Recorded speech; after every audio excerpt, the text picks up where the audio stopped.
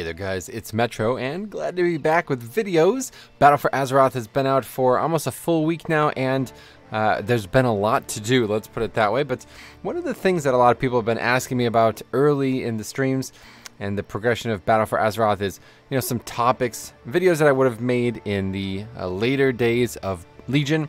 I'm going to try to start getting a heads up on these in Battle for Azeroth. So this is going to be version 1 of my Dungeons Trinket topics guide, okay? And I probably am going to remake this at some point, okay? So I'm asking for your opinion as well on this. I'm going to go ahead and give my opinion on the topic. Basically, people are asking me all the time, what dungeons are the best right now? Of course, the only content in the game is 5-mans. There are some from World Quest. I think I might actually have one up. Yeah, I mean, a trinket like that, right? Emblem of Zandalar. Your spells and abilities have a chance to grant you a haste proc, right? So that's a good trinket. If you can get a 340 to 350 version of that, you should do that. But we're going to focus on the dungeon trinkets. I'm going to give my detailed opinion on them. And again, I'd like to hear your thoughts on them. One thing that we should be aware of when we're looking for trinkets is that we're looking for trinkets that are going to fill multiple niches. The best trinkets are going to fill more than one niche. And a lot of the problems with trinkets in, you know, even raids, but also 5-mans especially, is that they don't fill enough, they don't check enough boxes, right? So you're looking for the one that truly checks all the boxes. And there is a couple, and then there's a couple that are really bad. And just as an honorable mention, we're going to mention Dark Moon deck blockades, without question, an embarrassingly bad tanking trinket. It's not even, it's unfathomable, honestly, how bad it is. So yeah, I would not use it. I have it, good amount of strength, but I'm definitely going to be looking to upgrade it before raids come out. So that's one of the examples, right? It just doesn't check enough boxes. It does absolutely nothing offensively, and the defensive element is piss poor. It's really sad. So anyway, we'll start with the TLDR because this is one of the best trinkets in the game. Your attacks have a chance to grant you 600 haste for 15 seconds with 205 strength. A very good trinket for a Blood Death Knight, and as hopefully you know, haste is one of the most important things for our rotational prowess.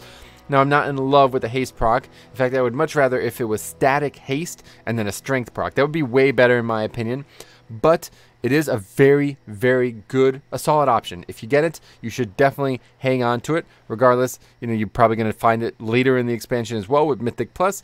This is something that we should be looking for at all times coming out of this dungeon.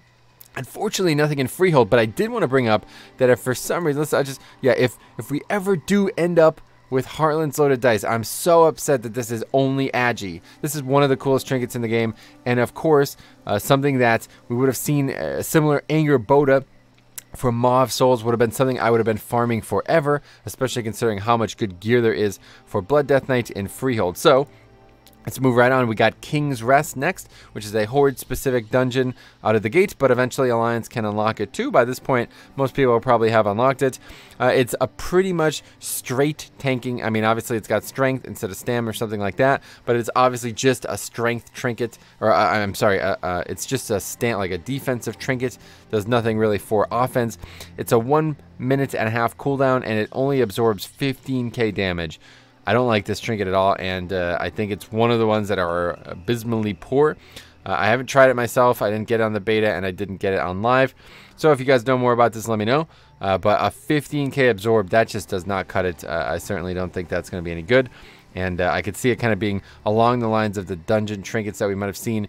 Kind of like, there was one from like Neltharian's Lair that was like really under budgeted, and it got even worse as we went on. So probably a hard pass on Machimba's Ritual Bandage.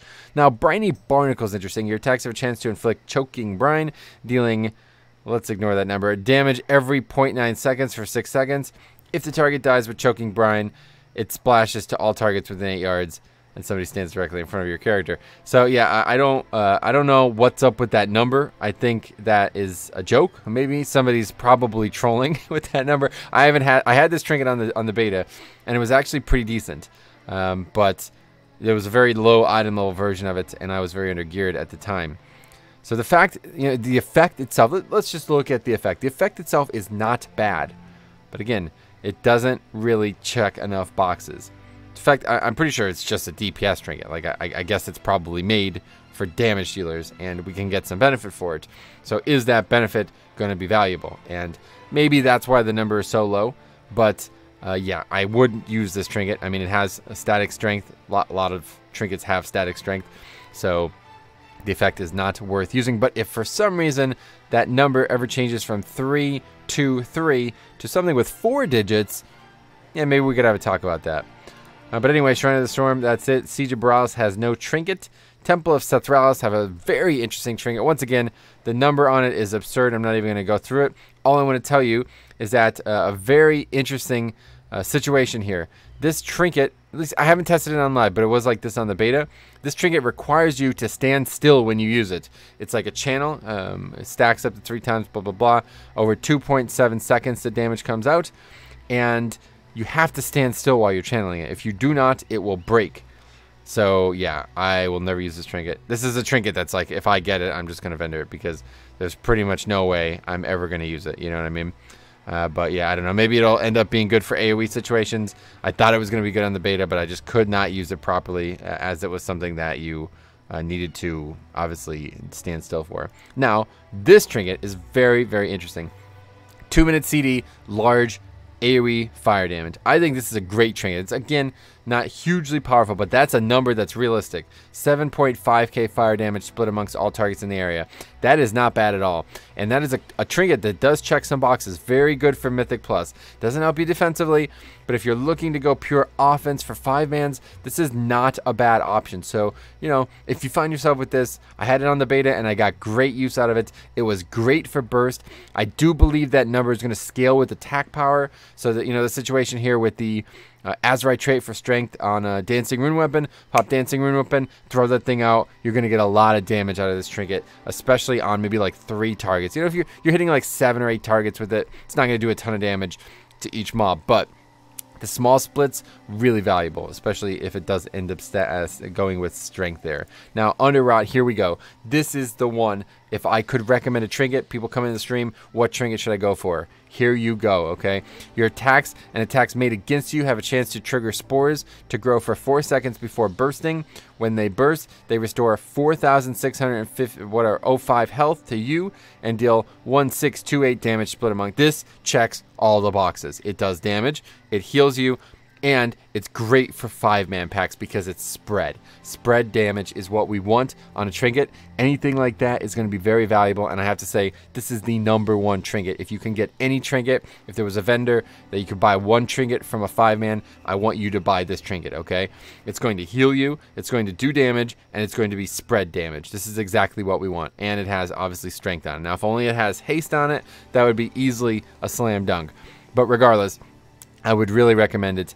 And then it also, the dungeon also has this trinket. It was a very interesting trinket. Sip from the vial, gaining 1,000 strength, which decays over 18 seconds. This is not a bad trinket, but it has mastery on it. I don't know. That's unfortunate because it would be pretty good. Clearly just a DPS trinket, right, that we can get as blood. But it would be pretty good if it had haste on it, or maybe even crit or verse, because mastery is just not an offensive stat. We don't gain any offense from it, yet it is clearly an offensive trinket, and of course, really just not made for blood decay. But if you could use it, you know, it's not terrible because it's only a 1.5 minute CD. You could use it on the pull, and you'll gain a lot of strength. I mean, that's a fair amount of strength, especially with the potion and all that. So, Underrot has some very good trinkets. Obviously, there's 2, where every other dungeon only has 1.